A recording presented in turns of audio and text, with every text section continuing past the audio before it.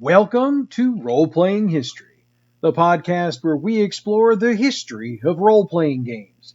I'm Wayne Davis, and I'll be your tour guide for today's show.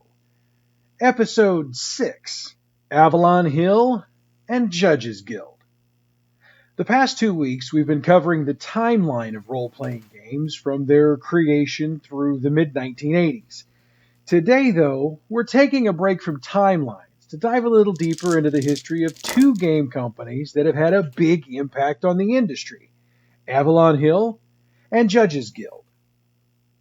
Avalon Hill started up in 1952 just outside of Baltimore, Maryland, in a town called Catonsville. Charles S. Roberts founded the company under the name The Avalon Game Company so that he could publish his game called Tactics. Tactics was a war game, and it was a pioneer in the industry, with things such as odds ratio combat result tables, variable movement costs for entering squares, and evolving the use of cardboard counters, which had originally been introduced in 1911. Another thing that made Tactics different is that it was specifically designed for the mass market, in that everything you needed was included in the box. Printed map, pieces, rules, and the box itself. Other games at this point either were not designed for the mass market or they used miniatures with self-made maps or terrain. So, Tactics was a very successful game for Roberts. So much so that he released a second version of the game in 1958. That version, however, had a new publisher name on it, as Roberts had changed the name of the company to Avalon Hill in order to avoid conflict with another company using a similar name. Little piece of trivia here. Roberts settled on Avalon Hill because the house he lived in the Avalon neighborhood of Catonsville, was actually located on a hill. There you go. 1958 saw Avalon Hill release two more games. Gettysburg, which was another war game based on, you get it, the Civil War Battle of Gettysburg, and a railroad game called Dispatcher. In 1959, Avalon Hill got a real office as Roberts moved the company into an office space on Gay Street in Baltimore. That same year, Avalon Hill released the first game designed by an outside source, Verdict, which was designed by corporate lawyers Tom Nissel and Ray Thiem. Verdict was a board game for 2 players, with the object of the game being to be the first lawyer to get 4 jurors into the jury box. Also, one of the players is the prosecutor, while the other is defense counsel. The game came with 15 different criminal cases, which meant the game came with 15 different complete games. Verdict has been out of print for quite some time now, but used copies can be found online from prices ranging anywhere from $35 to $125 US. Something that needs to be noted at this point, because it'll be a big deal in a few moments, is that Avalon Hill didn't have a set number of game releases for a year from 1958 through 1964. In fact, the release number was anywhere from 1 to 7 games, depending on the year. In 1960, Avalon Hill moved offices yet again and hired an employee, Thomas N. Shaw, who happened to be a high school friend of Roberts. Shaw was brought on board specifically to design new games. Shaw's appointment paid dividends immediately, as Avalon Hill published the first mostly diceless sports game in 1960, called Football Strategy. It was followed quickly by Baseball Strategy and Basketball Strategy. It should be noted that Shaw had published Football Strategy initially on his own through his own company, Strategy Game Company, prior to his employment with Avalon Hill. Once he joined Avalon, he brought his games on board. In 1961, racing got a version of strategy games, Le Mans. Based on the race of the same name, players were racing against one another to win the classic car race. I was able to find recollections from players of this game online, and most of the people who played it loved it. In fact, I read several recollections from players who took the game a step further, creating maps of all the racetracks on the various circuits in order to play with their friends. 1961 also brought an issue for Avalon Hill. The United States began to experience a bit of a recession, and that brought with it a drop in sales. And that brought with it an increase in debts for the company. I need you to remember that, because all of this comes back around in another minute or so. In 1963, Avalon Hill created a children's line, releasing 4 games: Imagination, What Time Is It?, Dollhouse, and Trucks, Trains, Boats, and Planes. Every single one of them flopped, and it sunk the line. Because of this, Roberts decided he'd had enough. His plan was to file for bankruptcy on December 13th, 1963. And that should have been the end of Avalon Hill. However, Roberts' creditors had a different idea. Monarch Office Services and J.E. Smith and Company stepped in, taking over Avalon Hill and saving the company. Their relationship to Avalon Hill was that J.E. Smith had designed all of the boxes for Avalon Hill games, while Monarch had printed all of them. Their acquisition of the company led to, as one would expect, a reorganization of the company itself. In fact, Thomas N. Shaw was the only staff member retained. The reorganization had a few other key components to it. The company relocated, cut costs, and got a brand new president, J.E. Sparling. Also in 1964, Avalon Hill had a release schedule for the first time, with the company promising 2 games per year. 1965 saw Avalon Hill come back with a vengeance. They released Blitzkrieg. Designed by Thomas N. Shaw and Larry Pinsky, it was a fictional representation of the breakout of World War II. It was also the game that set up the military simulation board game portion of the industry. Blitzkrieg came with a hard map board and printed cardboard square pieces. The map board was divided into hexes, with terrain for land, beaches, city, and the like printed on it. There were also provided charts, such as combat results, and a provided die for random outcomes. Blitzkrieg pieces represented large military units, such as brigades, divisions, squadrons, and air wings, representing infantry, airborne, rangers, armor, shock artillery, fighters, and bombers. Naval actions were allowed in the game, but it was pretty abstracted. In a smart move, Avalon Hill used the Hex division for its board, making it so that if a player learned this game, they could more easily learn other games. Overall, Blitzkrieg was a relatively new type of game. It was very novel and therefore very popular. Therefore, Avalon produced a number of rule variants, plus they published simulations of actual battles and campaigns based on this system, like Midway, Africa Corps, and the Battle of the Bulge. 1970 brought another war game to the Avalon Hill line, Panzer Blitz. Designed by Jim Dunnigan's Simulations Publications, Inc., was designed in a different way from other board-based battle games. Panzer Blitz was the first true board-based, tactical-level, commercially available conflict simulation, or in shorthand, war game. But wait, you're thinking, didn't we just talk about Blitzkrieg like 30 seconds ago? Yes, we did. The difference with Panzer Blitz is that, unlike Blitzkrieg, and other games of the type for that matter, the scale was more regimental or battalion rather than division size. In other words, Panzer Blitz was more of a one-on-one style of battle than previous games, which required players to better strategize. Now let me expand on that, because this is a point I want to make sure I make clear.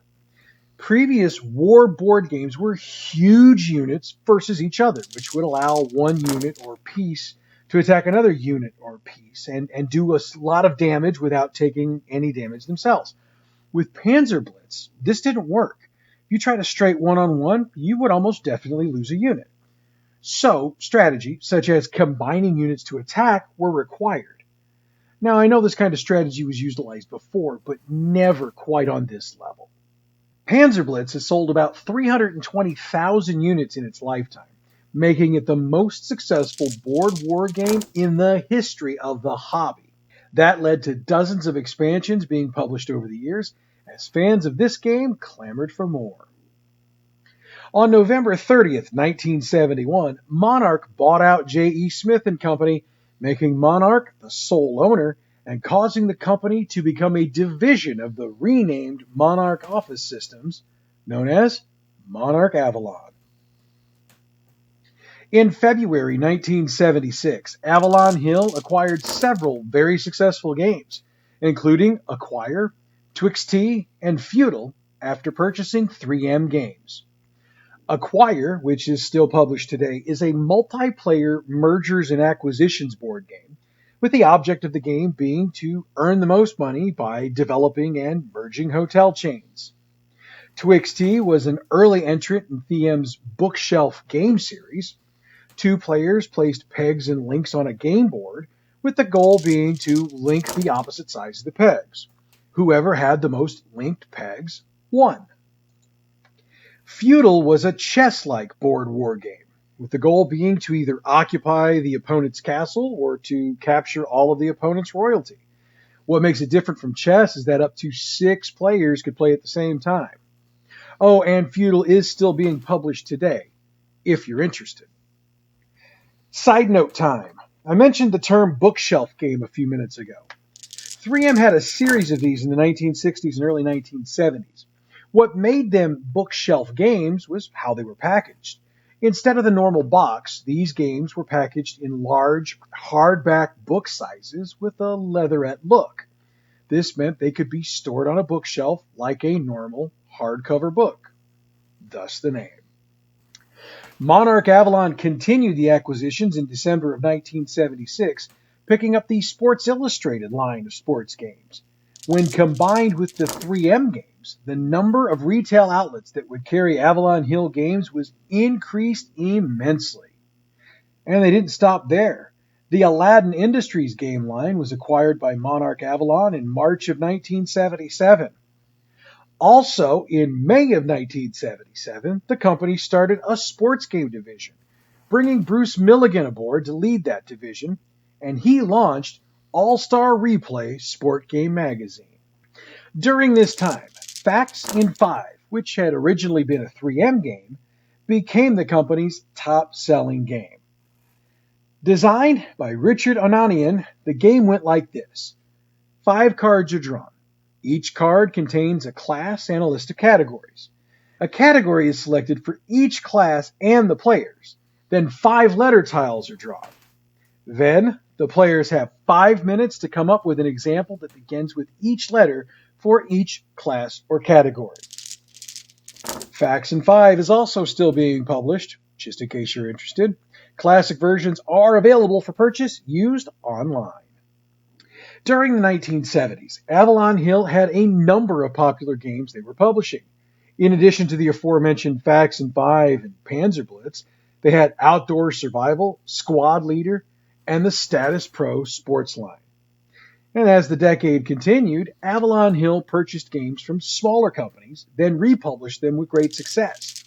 They acquired Heritage Models Battleline publications in October of 1979, which gave them access to Wooden Ships and Iron Men, Machiavelli, which was a diplomacy variant set in Renaissance Italy, and the original game, Diplomacy.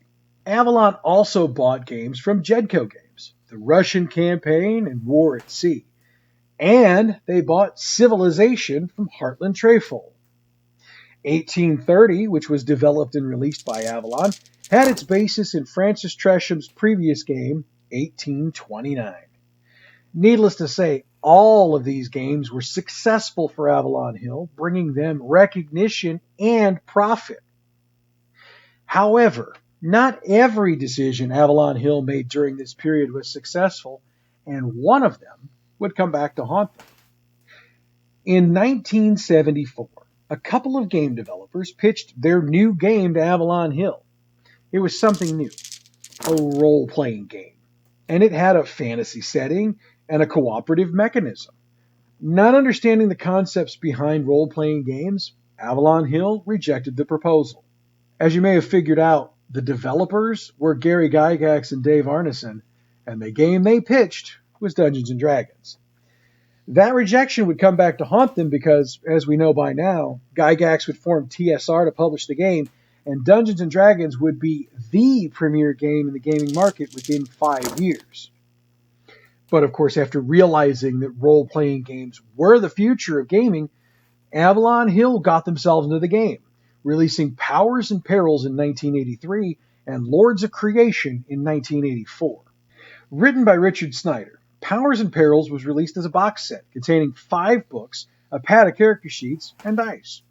The game itself was a very well-detailed fantasy system, utilizing skill-based character creation and a spell point magic system. The 5 books in the set were the Character Book, the Combat and Magic Book, the Creature Book, the Book of Human Encounters and Treasure, and a scenario, County Mordana.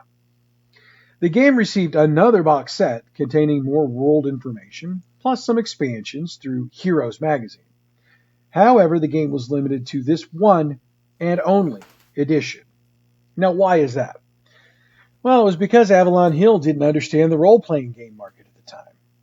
As one of the, if not the, top names in the strategy and wargaming field, their reputation for high-quality products, and the price tag that came with them, worked to their advantage.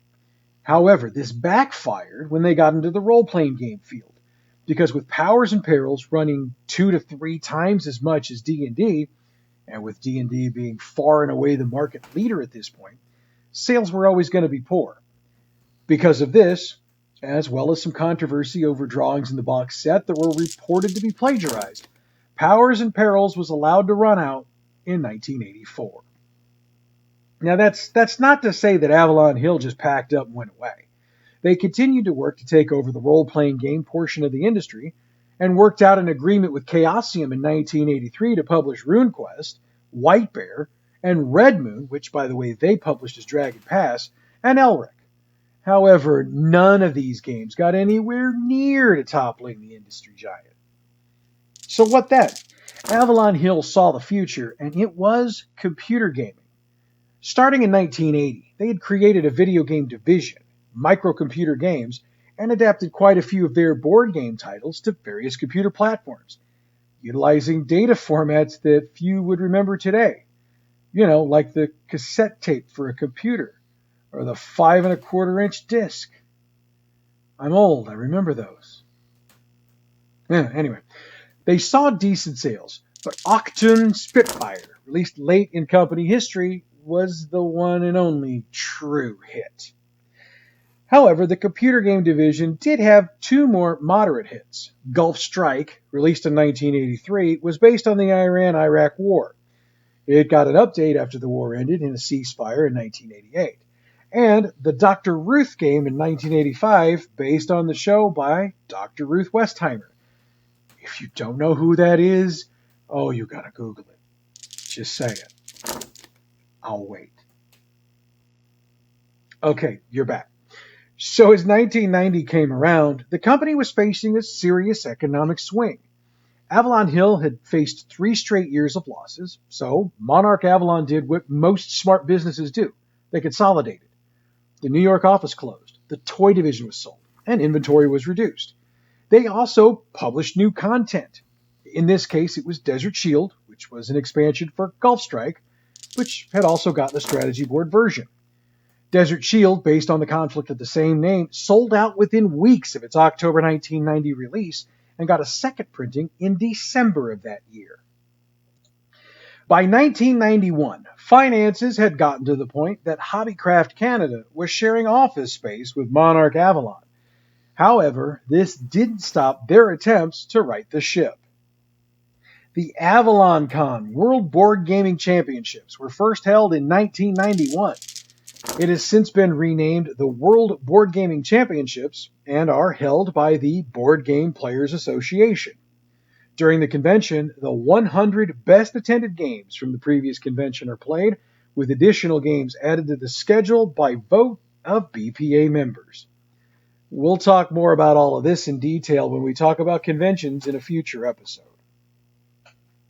In December of 1992, Avalon Hill hired Jim Rose to lead the computer game division. The idea was that since board game sales were down, the company's computer game division could pick up the slack and help boost their fortunes. And early on, it seemed to work. 1994 saw Avalon Hill re-enter the computer game market with Flight Commander 2. It was well reviewed, and it had decent sales. However, the overall return to computer games ultimately failed, with Terry Coleman of Computer Gaming World reporting in late 1998 that, quote, no Avalon Hill game in the past 5 years sold even 50,000 units worldwide, end quote. So, looking for something else, Avalon Hill added Pogs to its game lineup in 1995. You remember Pogs, right? The little flat milk cap looking tokens, the slammer you used to move them around, kids collecting the damn things by the dozens. Yeah? No? Maybe not? Well, Pogs as a game has been around for over 100 years, though it's known by many other names around the world. The trade name Pogs was a 1990s invention and led to a short revival in interest of the game. And by short, I mean really, really short. The entirety of this revival was about 3 years in the mid to late 1990s. Then, as kids do, it was off to the next fad. So with failure after failure shaking their usually solid foundation, and with Jim Rose leaving Avalon Hill to found his own company, Talonsoft, in 1995, Monarch Avalon placed Avalon Hill up for sale. However, this decision was shortly reversed. But that reprieve was short-lived. Monarch sold Avalon Hill to Hasbro on August 4th, 1998 for $6 million US. Then immediately, Hasbro laid off all of Avalon Hill's staff. Hasbro's plan for the brand was to take popular board games and convert them to computer games. With that in mind, Hasbro purchased the rights to the Avalon Hill trademarks, copyrights, inventory, tooling and divisions, Avalon Hill software, and Victory Games. These were then placed under the video game subsidiary, Hasbro Interactive. Avalon Hill Games Incorporated was incorporated by Hasbro on March 2nd, 1998. In 2001, Hasbro Interactive was sold to Infragames. However, Avalon Hill itself wasn't a part of that sale. Hasbro later transferred control of Avalon Hill to its subsidiary, Wizards of the Coast, in 2004. Hasbro has continued to release new titles under the Avalon Hill name, such as Star Wars, The Queen's Gambit in 2000. But also what they've done is to add the Avalon Hill imprint, which still carries a lot of weight, to older titles, like Axis and Allies, even though that's not an Avalon Hill original. On September 8th, 2020, Hasbro announced that it would be taking Avalon Hill management back under its own control, then made that official in January of 2021. Now, I mentioned Victory Games a few minutes ago when discussing the assets of Avalon Hill, so let's just talk a bit more about it. If you remember last week's episode, we discussed the biggest game Victory Games is known for, James Bond 007. Victory Games came about after Simulation Publications Incorporated was purchased by TSR in 1982. Avalon Hill hired away some of SPI's best and brightest and formed the subsidiary of Victory Games to produce their work. Critics loved their work, and so did the gaming public. During its heyday, Victory Games brought on developers like Leonard Quam, Kevin Boylan, and released games like Third Fleet and Carrier. Of course, the heyday only lasted until early 1991, when Quam left the company. Victory Games released 2 final titles, Flashpoint Golan and Across 5 Aprils, before Avalon decided to discontinue the brand. Avalon Hill produced 3 separate magazines during its run. The General magazine was a wide-reaching magazine, offering articles on play and tactic strategies for war games, historical analysis, sports and computer games, games by both Avalon Hill and their competitors. It really was a one-stop shop for the gamer. It ran from 1964 to 1998 and was discontinued after the purchase by Hasbro. All-Star Replay was Avalon's sports game magazine. 19 issues were published quarterly, later changing to bi-monthly from 1977 to 1981. In early 1984, Heroes, a role-playing magazine, came out, created specifically to support the four role-playing game lines Avalon Hill had at the time, which were RuneQuest, Powers and Perils, Lords of Creation, and James Bond 007. It ran for 10 issues from 1984 to 1986. And that brings our discussion of Avalon Hill to a close, though we might be discussing them just a little bit more later on down the line when we look at Wizards of the Coast in a longer form. Now, we're at 10 pages of script and about 3,500 words. Usually at this point in the podcast, I am looking for the appropriate point to wrap things up and head home. However, I promised you 2 game companies on today's tour, so let's keep it rolling with a look at Judges Guild. Judges Guild was founded on July 4th, 1976 by Bob Bledsaw and Bill Owen. The idea behind the company was to publish D&D material based on concepts from Bledsaw's home campaign. To that end, Bledsaw and Owen visited TSR in Lake Geneva, Wisconsin on July 17, 1976. Not only did they try to sway the company to publish some of their campaign materials, but also to publish Owens' rules for a game set during the American Civil War. Dave Arneson met with the pair, and he gave them verbal approval to produce supplemental materials for D&D, with the caveat that TSR had the right to review all materials before they were published. This deal was a win-win, as Judges Guild got the right to publish supplemental material for both D&D and AD&D, and TSR got supplemental material for the games, as they didn't have much, if any, at the time. In fact, TSR believed that nobody would be interested in supplemental materials. Yeah, lost that bet. As previously discussed, the first Judges Guild product to reach market, and in the minds of many, the best, was City State of the Invincible Overlord.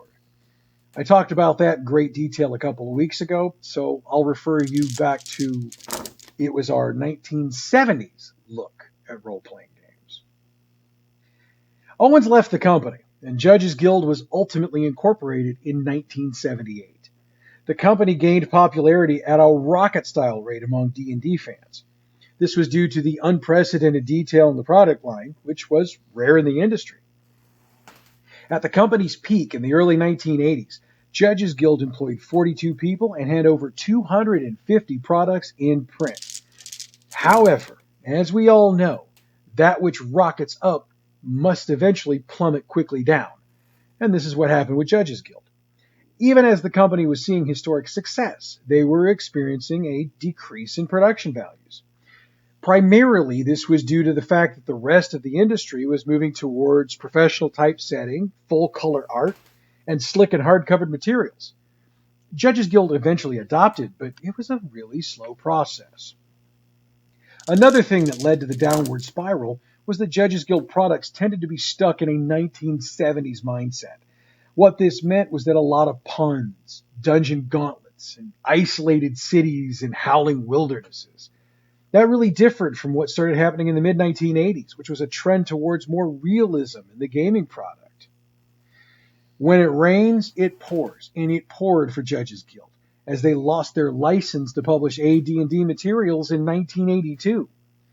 In 1983, they published City State of Tarantus. When it came out to little notice and even fewer sales, the firm was shuttered in 1985. City State of the Invincible Overlord was repackaged and republished by Mayfair Games in 1987, but the changes to the game were not well received, and all of Judges Guild products were allowed to lay dormant. But Judges Guild was not fated to remain dead. In 1999, the company returned, selling new, revised copies of City State of the Invincible Overlord, reintroducing the role-playing game magazine Pegasus, though it only lasted for 2 issues, and producing new products for the D20 system. Now, other than announcing licensing agreements with other publishers for their work, Judges Guild tended to remain quiet for several years during this time. Bob Bledsaw died of cancer in 2008, and his son Bob II inherited the company. In 2011, Lost Man's Trail was published. This was the first original product produced by Judges Guild in over 25 years, and it was the last manuscript Bob Bledsaw worked on before he died. Designed to be either used with the Judges Guild Universal System, which I don't believe was ever printed, or with D&D, which obviously was, Lost Man's Trail was about a trail from the city of Modron to the coast, where adventurers have been known to disappear. The adventure earned decent reviews, but other than continuing to upgrade and reprint classic adventures, this is the last new publication by Judges Guild to this point. And with that, we come to the end of today's tour. Next week, we'll dive back into the timeline, picking up in 1985 and seeing just how far we can get. I also want to note that the following week, we're going to try to finish up that timeline, though I make you no promises. And 3 weeks from today, we're going to do something a little bit different for this podcast. I'm going to explain to you how you could start gaming if you've never gamed before and you're interested. I'm working on all 3 of those episodes right now, so time will tell how those work out. I need to thank the folks at BoardGameGeek.com for their assistance in my research this week due to the overwhelming number of out-of-print games I was looking into. Which reminds me, if you're looking for some out-of-print games, maybe try there. And as always, I need to shout you out for your continued support. Thanks to your listening every single week, we are slowly but surely building up a following. Which reminds me, you can follow Roleplaying History Podcast on Facebook and Instagram, and you can hit us up on Twitter at Roleplaying History Podcast. We also have an email account, roleplayinghistorypodcast@gmail.com, where you can send us questions or show ideas. Still working on getting iTunes and Audible on our distribution list, and I'm still working on that webpage, but I'll let you know when we get them there. Next Friday, 10 a.m. U.S. Central Time, we will cover the history of role-playing games from 1985 till we run out of steam. But that's next week. Again, thanks for listening. I'm Wayne Davis, and you're Role-Playing History.